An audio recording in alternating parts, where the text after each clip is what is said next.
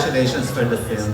And gaano kahirap o kadali ba para sa'yo na instead of the normal delivery ng mga dialogue, ay ikakanta mo ang mga linya mo?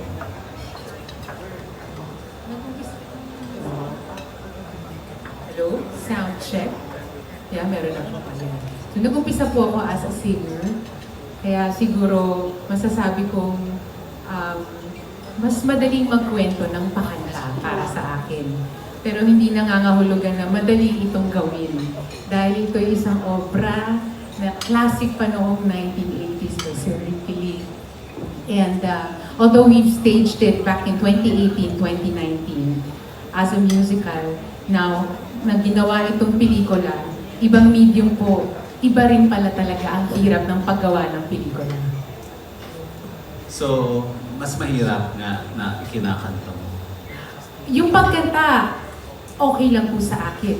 Yung pag-film itself and doing it a number of times for different angles, dun po kami nanibago bilang mga awit at performers sa teatro. Ayun, thank you and congratulations. Maraming salamat po, Sir Romel. Gusto ko lang din pong tawagin ang ating mga susunod na magtatanong para po, yes, handa na po tayo sa ating mga katanungan para po, let's keep the ball rolling, yes. So, ang susunod pong magtatanong ay si Ms. Rose Garcia, pagkatapos po ay si Ms. Nikki Wang, at pagkatapos po na ay si Janice Navida and Jojo Panaligan. And also a reminder to our friends from the press, you can ask a question and you can only have one follow-up. Wala po akong kasalanan dito, napagsabihan lang po ako. Pero yun po, you have one question and one follow-up para din po mapagbigyan po ang mas marami pa pong magtatanong ngayong araw na ito. Hello, hindi po ako si Rose Garcia. Ako si Nestor Cuartero ng Manila Bulletin. Humihingi po ako ng pagmanhin, wala po sa akin yung pangalan. But go ahead, sir. It's okay. I just want to ask, maybe the creative or even the cast, bakit kailangan gawin o i-revive, gawa ng bagong version ang Himala na isang klasikong pelikula?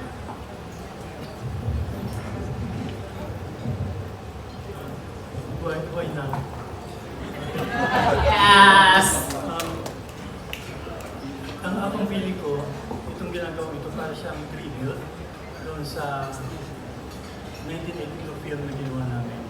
And natuwa nga ako ng lapitan ako ni Pepe. Nagkaroon ako ng feeling na parang yung classic na Himala doon, nanganganak siya ng iba-ibang versions, ay yung tribute sa kanya na lahat ng babalik naman sa kanya. And para sa isang writer, masayang nakikita mo na yung trabaho mo, natatransform into different mediums. Naging musical siya, naging stage play, nag-stage siya, naging libro siya, and hopefully maging graphic novel siya.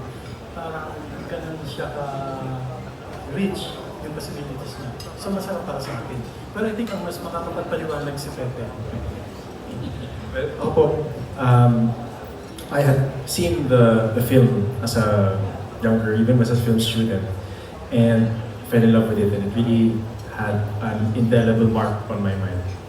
And then when I watched the staging po, 2018 and 2019, with this wonderful cast in Asa, with the libretto by Sir Ricky and Vince, it was the most powerful experience I've ever had in a theater.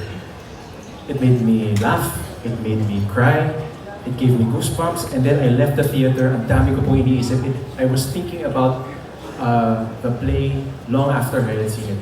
And that's the same experience that we would all like to share with viewers this MMFF. Isa po siyang kwento na antik sa puso, isipan natin lahat.